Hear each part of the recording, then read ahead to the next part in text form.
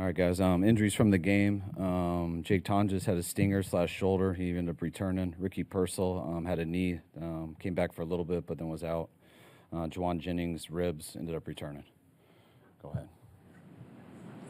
How do you think that the whole game your guys had the right energy level, or would it just seemed a little slower than usual? The rhythm was a little off. Did you feel that today? No, not at all. I thought our energy was fine. I thought it was, I think rhythm was tough probably with the 4 turnovers. And I think we had 1 punt in each half, 4 turnovers. One of them that I think would have been a touchdown. It's tough to overcome those 4 turnovers. Then you give up a punt return for a touchdown, and then we didn't get any. So still had a chance to win that. Had the ball with 2.5 minutes left, down 5, I believe, around the 50-yard line, but then had another turnover. Purdy's second interception, was that ball tipped at the line of scrimmage? I believe so. It looked like it. I mean, what did you think of his game? It seemed like some passes were high and off target. I mean, does the toe factor into any of that? You can ask him. I don't think so. And we all got to do better. He had some good plays today, but we all got to do better today. Turnover, do you think was going to be a touchdown? On the one to McCaffrey. Percent healthy?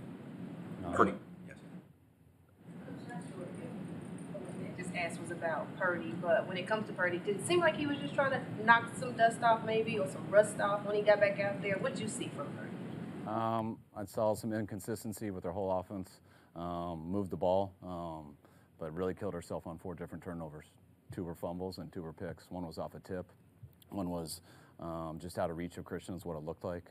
He was waiting for him to get through there. The guy was grabbing him, so it took a little bit longer than usual. It just sailed on him a bit, and I thought the other one got tipped. But made some plays, still had a chance to win it at the end, and it looked like they got through on that last blitz.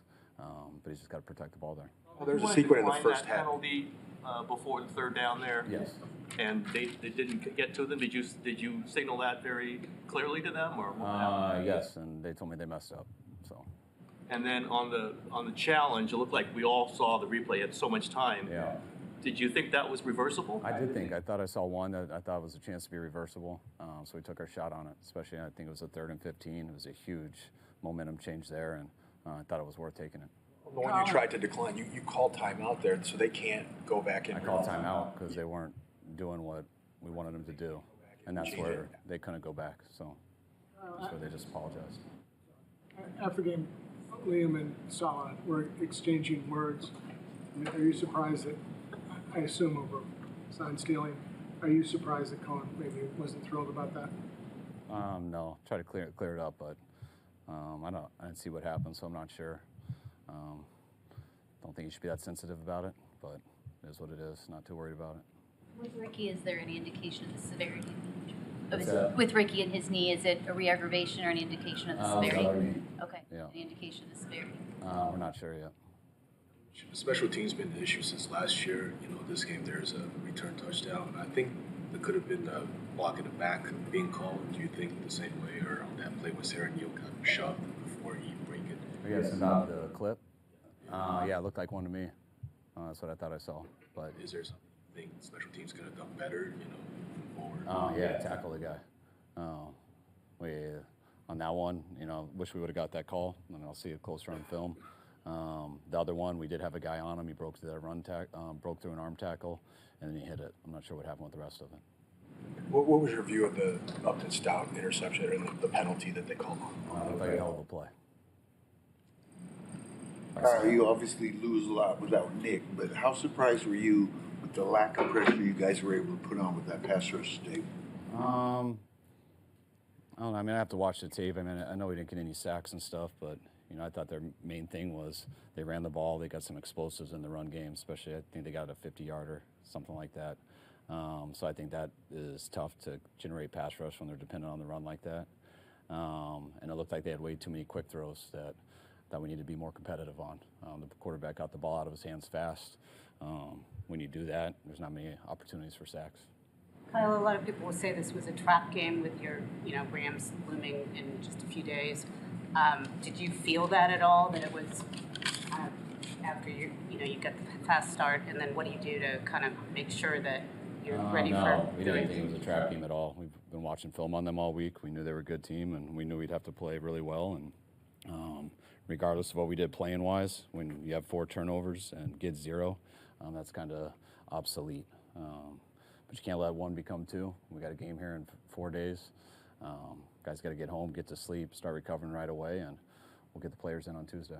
Obviously, it looked like you might have got one with Stout, but didn't. The call went the other way. But I think it's 11 games now without an interception. I know last year doesn't count, but what's going to take that to turn that around? We got to catch one. We've had our hands on. To me at least 1 each game. The one we did come down with was Stout, and unfortunately they called a penalty on that play. But we got when we get an opportunity to do it, we got to make sure to come down with it. What are you seeing out of the running game week after week that's not really breaking through? Just not enough explosives, really. I mean, we're getting extremely heavy 2-shell defenses, and I would have thought we would have done better today because you get heavy 2-shell defenses. You can't get a big explosive run. Usually comes down to 3rd down, and that's what we struggled at the week before. But I thought we did real well on 3rd down today. We should have kept us out there and kept us going. That's what's so frustrating with the turnovers that we had.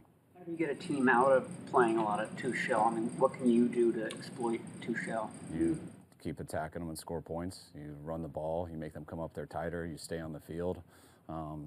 Stuff I think would have happened. I think that's why we moved the ball a lot today. I don't think moving the ball is a problem, but you got to score points for it to count. I think we had 2 chances in the red zone that I believe we should have scored on. We didn't get it done, but I believe it was there.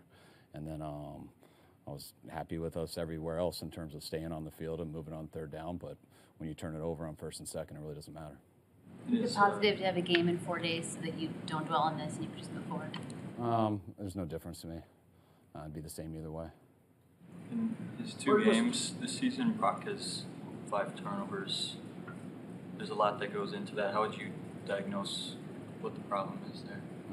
It's 2 games, so there's no absolute to what the problem is. I think we just talked about what the turnovers happen. The one tip was unfortunate. The one just out of Christian's reach. Wish it would have been closer to him. And then you just got to protect the ball in the pocket when the guys are there. He was responsible for 3 of the 4 turnovers. Was that a matter of rust or just him not being 100% healthy? What's that? He was responsible for 3 of the 4 turnovers. Was that a matter of rust from him not playing or just not being 100% healthy?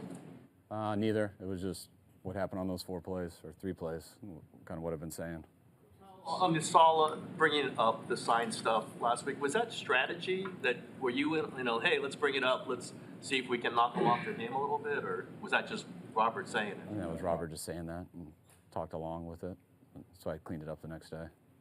I mean, it could piss them off. I mean, I know it's not whether the team is mad or not, but it could piss off the other team, could piss off the other coaches. That's something you thought was the right thing to do? Yeah, we don't totally care if coaches are pissed off. I mean, that has no effect on a game. So I think Saul was paying them a big compliment what they're good at doing. It's not illegal. It said nothing illegal about it. I think when you use the word sign stealing and what headlines get with those type of words, I think that then the perception of that becomes wrong, and I don't think that was the goal, what he wanted to do. Coach, this is the team's first game without Bosa, and there's been some talks about trade or maybe signing for someone, try to replace him. Obviously, it's hard to replace him on both the run front and the pass rush. I'm sorry. I'm just saying this is the first game the team has played without Bosa, and there's been talks about signing someone or trading for someone to try to replace him. Obviously, it's difficult with his presence on the field. Can you give us anything on that? Or? Yeah, you don't replace Bosa.